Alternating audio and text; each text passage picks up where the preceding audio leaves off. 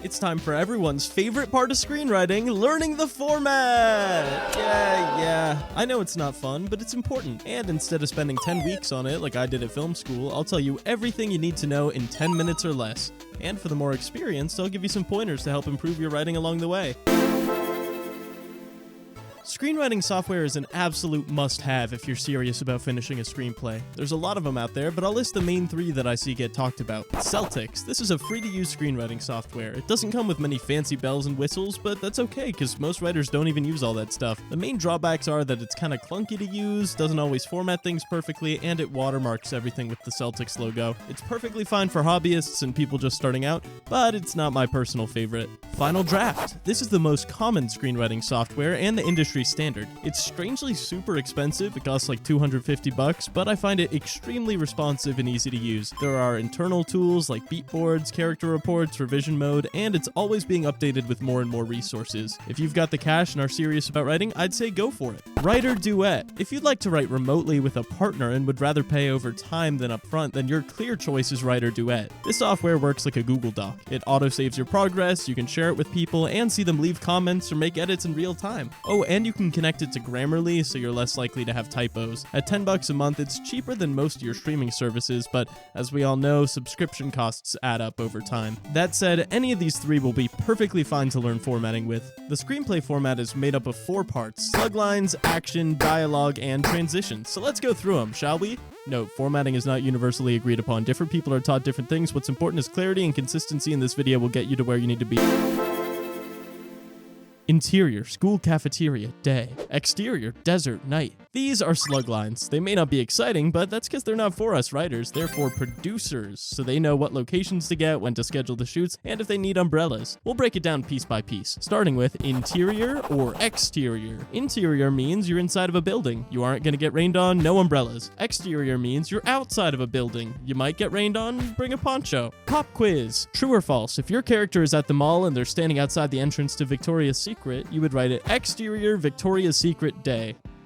False, because you're still inside and won't get rained on. It'd be interior mall, Victoria's Secret entrance, day. Now, sometimes you'll see something that looks like this. That mostly applies when your character is inside of a car, or for other situations where you'd have both interior and exterior shooting. And that about covers it. For more hyper-specific examples, use Google. JohnAugust.com is a good resource for weighing in on these debates. That said, format isn't a monolith, and some of it comes down to personal preference in those fringe cases. Location. Keep them simple. Interior restaurant works fine. Interior 1950s diner might be better, but don't overdo it. Remember, your first action line is going to be describing the place anyway. If it's important to have many rooms in the same overall location, you can write that like this. But that only really matters if the next couple of scenes are all going to be in Mark's house. Which brings us to day or night. Notice how I said day or night and not time? That's because your options are either day or night. Making movies is hard. Getting a shot in the brief 20-minute window in which the sun is setting is near impossible. Stick to day or night. No sunrise, sunset, or 8:55 a.m. Another thing you'll sometimes see here is continuous. Continuous just means the scenes happen one after another. There's no big time jump in the middle, which is cool and all, but almost always unnecessary. People can use their reading comprehension. Just put day or night, help a producer out.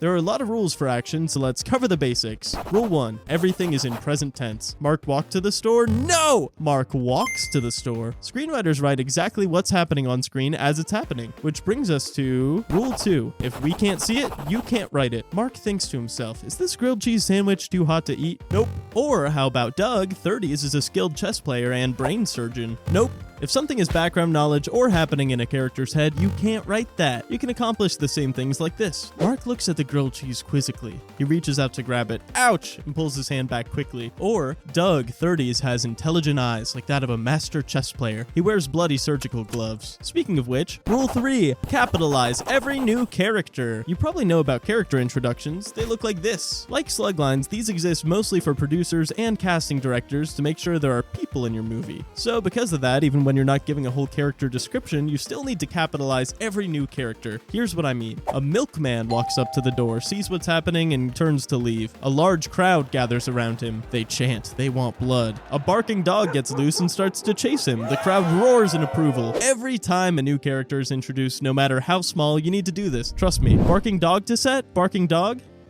Did we hire a barking dog? Rule 4. Don't write camera shots in your action. Close up on Mark's face. A single tear rolls down it. A lot of people find this one shocking. Writing shots into your movie description seems like a no-brainer. But it's important to remember that shot selection isn't up to the screenwriter. That's for the director and cinematographer to plan. So if you're going to be directing your own work, you can go for it. You'll probably end up changing shots anyway based on the locations you get. Otherwise, I'd avoid it. It only serves to undermine directors and confuse every script reader along the way who doesn't know all their camera lingo.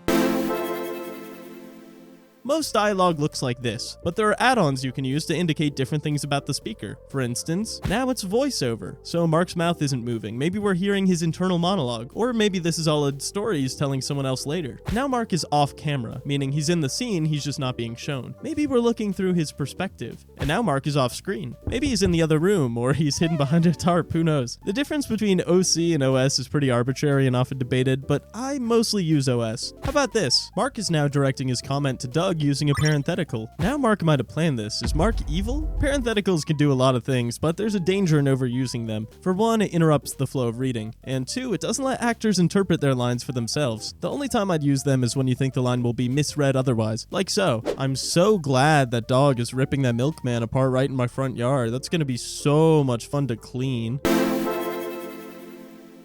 Fade in, cut to, fade out, flashback to, fade in, the end? Now, a big mistake that I see beginner screenwriters make all the time is overusing transitions. You don't need to put cut to in between every scene. At some point, it's a waste of page space. And, contrary to popular belief, you don't need to start your movie with fade in and end it with fade out. Does a fade work for you there? Yes? Then that's great. But just know it's not the only option. Transitions exist as a signal to the editors to set a certain mood when going from scene to scene. The ones I wind up using the most are flashback to, which helps the reader understand that what they're about to see is in the past and tells the editors to go boop, boop, boop. But don't forget to put end flashback once it's over. And I use smash cut to. It's a good way of saying we're not going to linger, on to the next thing. Or you can use smash cut to and then back to if you're doing a Family Guy style cutaway gag. If you want to be a fancy pants, you can use match cut to, which would look like this.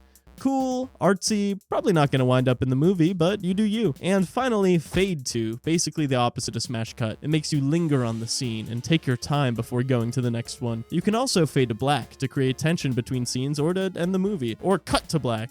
Who turned the lights off? Barking dog. Once again, don't overdo it on the transitions. Most of your scenes should just flow one to the other. It's not your job to tell editors what to do. In fact, this is probably the fourth time I've said something like that. Flashback to. Slug lines are for producers. Shot selection isn't up to the screenwriter. Let actors interpret their lines for themselves. Let editors cook.